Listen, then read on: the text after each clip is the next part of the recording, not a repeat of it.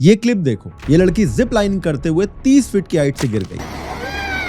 धर्मशाला में भी पैराग्लाइडिंग करते हुए ये एक्सीडेंट हो गया। इस वीडियो में भी सिमिलर इंसिडेंट देख सकते हो। दिल्ली के वाटर पार्क में एक झूला टूट गया। ऐसे ही दर्जनों और केसेस डेली बेसिस पर पूरे देश में होते रहते हैं। आजकल एडवेंचर स्पोर्ट कराने वाले 4 पैसे ऑफिसर्स के मुंह पे मार के सर्टिफिकेट ले लेते हैं और खुलेआम लोगों की जिंदगी से खेलने लगते हैं। आपकी जान इनकी नजर में कीड़े मकोड़े के बराबर हो रखी है। भारत में आज हर एक एडवेंचर स्पोर्ट मौत का खेल बन चुका है। जो इंस्ट्रक्टर आपको डोंट वरी जस्ट एंजॉय बोल के नीचे धकेल देता है, उसके पास सर्टिफिकेट तो दूर की बात है, बेसिक ट्रेनिंग तक नहीं होती। ये सारे मौसमी इंस्ट्रक्टर हैं। इसमें से बहुत सारे ऐसे लोग हैं जो सीजन खत्म होते ही सब्जी फल का ठेला लगाने लगते हैं। ना कोई ब्रीफिंग, ना कोई सेफ्टी स्टैंडर्ड, बस पेटीएम में पेमेंट आते ही भैया आप नेक्स्ट हो ये बोल के कुदा देते हैं। उसके बाद आपकी जान आपकी किस्मत के हाथ में है। सिर्फ एक कागज के पन्ने पे सिग्नेचर करवा लिया जाता है कि अगर आपको कुछ हो गया तो इसके जिम्मेदार आप खुद होगे, ताकि जब आपको कुछ हो जाए तो ये लोग यही कागज दिखा के अपना पल्ला झाड़ ले। और ये सब कुछ बिल्कुल खुलेआम चल रहा है क्योंकि सरकारी बाबुओं ने पैसा खा के आपकी जिंदगी को खेलने का लाइसेंस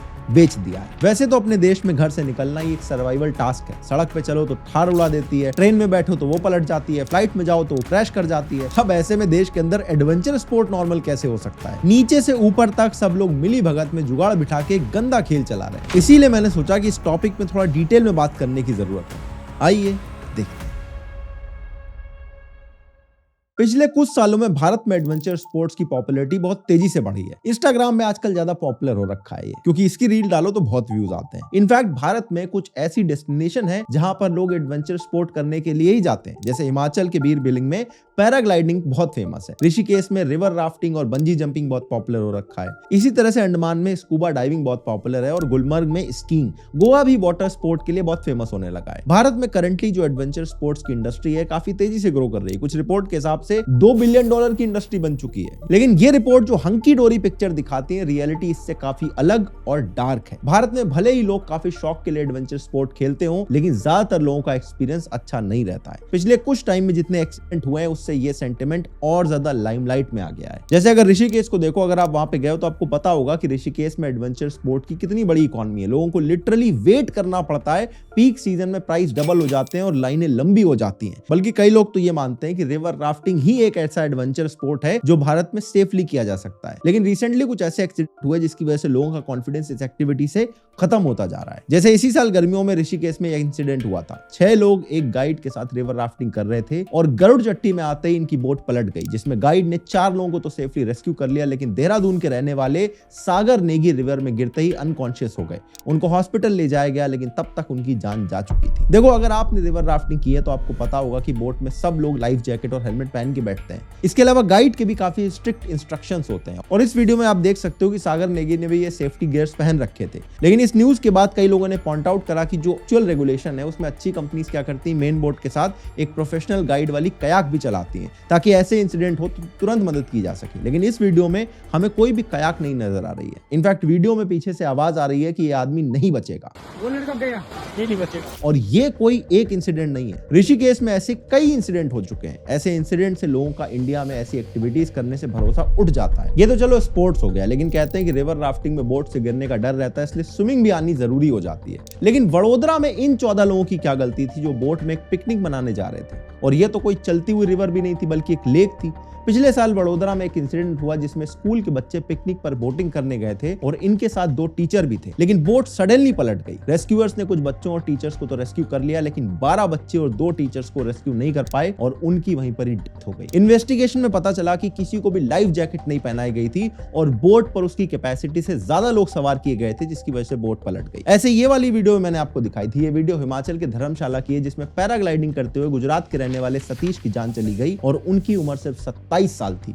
ये एक्सीडेंट इसी साल जुलाई में हुआ था। इसी तरह का एक और एक्सीडेंट गुजरात के एक टूरिस्ट खुशी के साथ हुआ था। इसके अलावा 2 और एक्सीडेंट हुए थे। इनफैक्ट द हिंदू के हिसाब से पिछले 30 महीनों में सिर्फ हिमाचल में ही पैराग्लाइडिंग करते हुए 12 लोगों की जान जा चुकी है। ये देखो, ऐसा ही एक एक्सीडेंट बस होते होते रह गया। एक और यूजर ने ट्वीट करा कि उनकी बहन के साथ भी ऐसा एक्सीडेंट हुआ था जिसमें उन्हें काफी ज्यादा इंजरीज आई थी। उन्होंने लिखा कि यह एक्सीडेंट पैराग्लाइडिंग क्रू की नेग्लिजेंस की वजह से हुआ था। इनफैक्ट इस ट्वीट के मोस्टली लोगों के रिप्लाईज आप पढ़ोगे तो आपको पता चलेगा कि इस तरह के कितने सारे एक्सीडेंट होते रहते हैं जो न्यूज में नहीं कवर होते हैं। और ये सारे लोग बार बार कहते हैं कि भाई हमने तो ट्राई करके देख लिया, लेकिन आप कभी भी भारत में एडवेंचर स्पोर्ट करने की सोचना भी मत। ज़ो के फाउंडर श्रीधर वेम्बू ने भी इस साल एक ट्वीट करके बताया था कि उनके फ्रेंड के बेटे जयेश राम जो सिर्फ 27 साल के थे, हिमाचल में पैराग्लाइडिंग करते हुए एक एक्सीडेंट में उनकी भी जान चली गई थी। इसके लिए उन्होंने सेफ्टी इश्यूज को ब्लेम किया था और स्ट्रिक्ट रेगुलेशंस की डिमांड करी थी। ये वाला एक्सीडेंट शायद आपको याद होगा, इसमें एक लड़की मनाली में जिपलाइनिंग करते हुए नीचे गिर पड़ी थी। ये बेचारी लड़की नॉर्मल जिपलाइनिंग कर रही थी, लेकिन जैसे वो बीच में आती है हार्नेस टूट जाती है और 30 फीट की ऊंचाई से वो सीधे पत्थरों पे जाके गिरती है,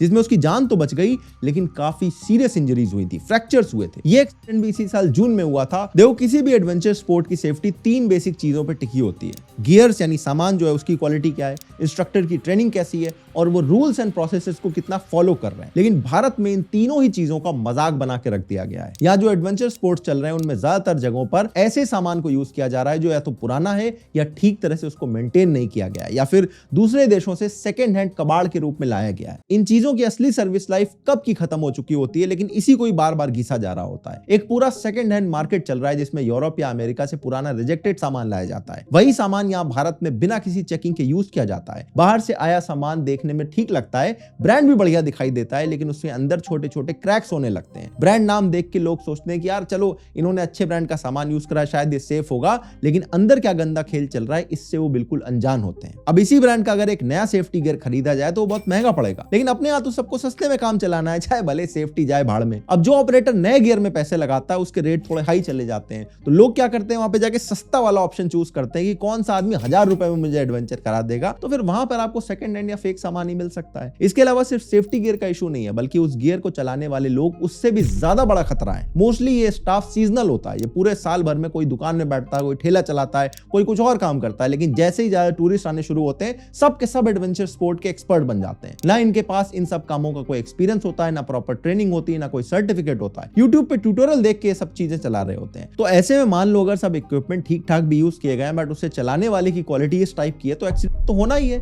और कई बार एग्जैक्टली यही हो जाता है। रूल बुक में देखो तो पता चलता है कि टैंडम पैराग्लाइडिंग पायलट को P4 या P5 रेटिंग चाहिए होती है। सोलो फ्लाइंग का एक्सपीरियंस होना चाहिए, लेकिन हिमाचल प्रदेश जैसी जगहों पर बिना बेसिक लाइसेंस के ये लोग टैंडम फ्लाइट्स चला रहे होते हैं। मतलब ना ट्रेनिंग है, ना टेस्टिंग हुई है, ना लाइसेंस है, बस किसी सरकारी ऑफिसर के मुंह पे 4 पैसे ठूस दिए और बिजनेस धड़ल्ले से चलना शुरू हो गया है। और अगर कोई इंस्पेक्शन ऑफिसर गलती से आ भी गया तो कोई प्रॉब्लम नहीं है, उसके सीनियर को तो पहले ही पैसे खिला रखे हैं, तो इससे डरने की क्या बात है। और इसका नतीजा क्या होता है, इसका रियल लाइफ एग्जांपल आपको देता हूं। अभी थोड़ी देर पहले मैंने ज़ो के फाउंडर के ट्वीट के बारे में आपको बताया था। वो एक्सीडेंट इसीलिए हुआ था क्योंकि उस पायलट ने एक रिस्की 360 डिग्री स्वर्ल टर्न मारा था और उसी वजह से मिड एयर क्रैश हो गया था। ये क्लियरली उस पायलट के मिस जजमेंट का नतीजा था। धर्मशाला वाले एक्सीडेंट में भी आप क्लियरली देख सकते हो कि टेक ऑफ के टाइम पर पायलट का बैलेंस लूज कर जाता है और टूरिस्ट के साथ वो गड्ढे में गिर जाता है। ये सब दिखाता है कि ये पायलट शायद प्रॉपर्ली ट्रेंड नहीं है। लोगों को लगता है कि यार ये लोग तो लोकल लोग हैं, ऐसे ही बिजनेस थोड़ी खोल रखा होगा, इनको तो सब पता होगा, लेकिन रियलिटी इससे एकदम अलग है। ये लोग शायद नॉर्मल कंडीशन में फ्लाई कर भी लें, लेकिन इमरजेंसी सिचुएशन को हैंडल करने के लिए इनके पास कोई एक्सपीरियंस या ट्रेनिंग नहीं होती है। और होगा भी कैसे,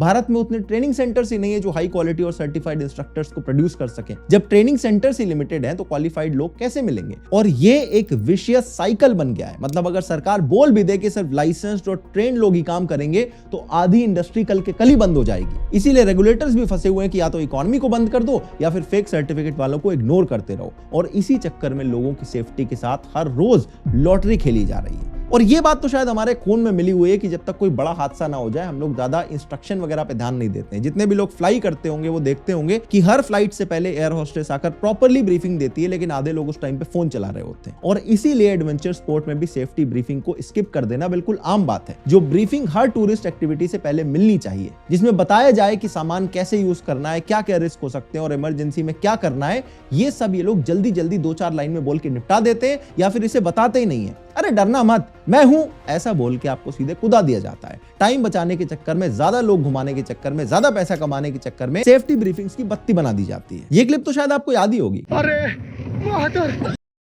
नेक्स्ट करो ऊपर करो पाओ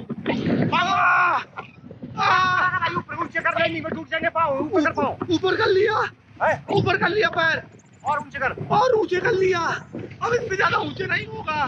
पाँव कर ऊपर, टूट जाएंगे पाँव में। भाई पैर ऊपर कर दिए हैं भाई, पूरे पैर ऊपर नहीं हुए भाई, मैं बोल रहा। भाई कसम से तुम्हारी कसम पैर ऊपर है भाई, बस मुझको लैंड करा ऐसे करो ऊपर पाँव। ले कर दिए भाई, भाई लैंड करा दे बस भाई मेरे, मैं माता जो इसमें आया हूं। और पाँव कर ऊपर, क्या बात है? क्या आपको लगता है कि इसे पहले ब्रीफ किया गया था कि पैर ऊपर रखने हैं? अरे खुद ही देख लो कितना और क्या ब्रीफ किया गया था। रनिंग करना मेरे साथ, ठीक है? बैठ गया तो फिर वहां से गिर जाएंगे, छोड़ देंगे, फिर भागना आगे, ठीक है ना? बैठ गए तो गिर जाएंगे, लग जाएगा, ठीक है? अच्छा, स्टार्टिंग में रन करना ही है। अच्छा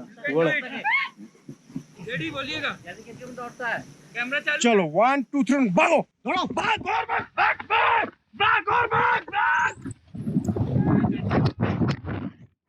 मतलब कितनी कॉमन सेंस की बात है कि अगर किसी को यह बताया ही नहीं कि राफ्ट से गिर जाने पर बॉडी कैसे पोजीशन रखनी है या पैराग्लाइडिंग टेक ऑफ के टाइम पर क्या करना चाहिए अगर टर्बुलेंस आ जाए, तो उसकी सर्वाइवल चांसेस कितनी कम हो जाती हैं। वो इंसान बचेगा ही नहीं अगर कुछ ऊपर नीचे हो गया तो। और इसी वजह से ऐसे कई लोगों की जान चली जाती जिन्हें बचाया जा सकता था। ऑपरेटर्स को सिर्फ अपनी कमाई से मतलब है, इसीलिए कूदाने से पहले कागज के पन्ने पर साइन करवा लेते हैं कि सारे रिस्क की जिम्मेदारी आपकी है। अगर ऐसा एक्सीडेंट हो गया तो बोलेंगे अरे कितना बुरा हुआ, अगला कौन कूदेगा भाई।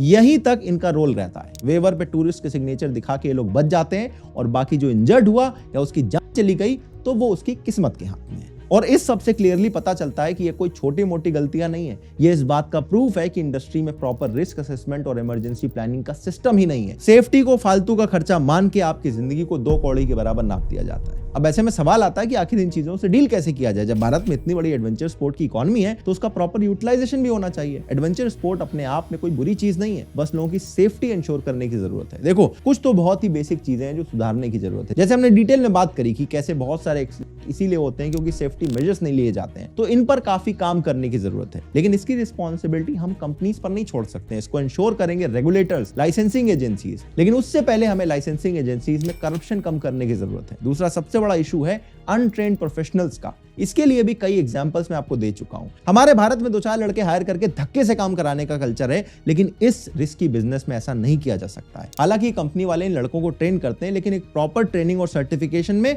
और काम चलाऊ ट्रेनिंग में बहुत बड़ा फर्क होता है। बल्कि हमें ट्रेनिंग इंस्टीट्यूशंस पर भी स्ट्रिक्ट रेगुलेशन लगाने की जरूरत है। इसके अलावा जितनी भी कंपनीज एडवेंचर स्पोर्ट कराती हैं, इनके लिए इमरजेंसी सपोर्ट सिस्टम होना मैंडेटरी होना चाहिए। जैसे वो रिवर राफ्टिंग वाला एक्सीडेंट हुआ, इसके साथ में एक सेफ्टी सपोर्ट कायाक होनी चाहिए थी। तो सरकार ऐसे रूल बना सकती है जिससे सेफ्टी का एक बेयर मिनिमम जो स्टैंडर्ड है वो इंश्योर किया जा सके। इसके अलावा जितनी भी कंपनी जो एडवेंचर स्पोर्ट कराती हैं, इनके लिए एक नए ग्रेडिंग सिस्टम बनाया जाए जिसमें रेगुलेटर्स हर कंपनी को उसके स्टैंडर्ड के हिसाब से A, B, C इस तरह की रेटिंग दे सके। इसमें इक्विपमेंट की क्वालिटी, सेफ्टी मेजर्स, इनके यहाँ पर कितने हो चुके हैं और एक्सपीरियंस कितना है, उसके हिसाब पे रेटिंग दी जा सकती है। और इन सब कंपनीज को ये रेटिंग डिस्प्ले करना मैंडेटरी होना चाहिए, ताकि जब आप बुकिंग कर रहे हो तो आपको पता हो कि आप जिस कंपनी के साथ जा रहे हो वो कितनी अच्छी या खराब है। और ये जितने भी रूल एंड रेगुलेशन की मैं बात कर रहा हूँ, ये सिर्फ कागज पे रह जाएंगे अगर हमने करप्शन को खत्म नहीं करा। इसीलिए सबसे पहले इसको सॉल्व करने की जरूरत है, क्योंकि अपने लेवल पे हर स्टेट के रूल्स एंड रेगुलेशन बनाए हुए हैं, बस उन्हें ढंग से एनफोर्स नहीं किया जा रहा है। इसीलिए हम लोग इतनी लो ट्रस्ट सोसाइटी बन चुके हैं। जब तक आपको ऑन ग्राउंड ये इश्यूज सॉल्व होते हुए नहीं दिखते हैं,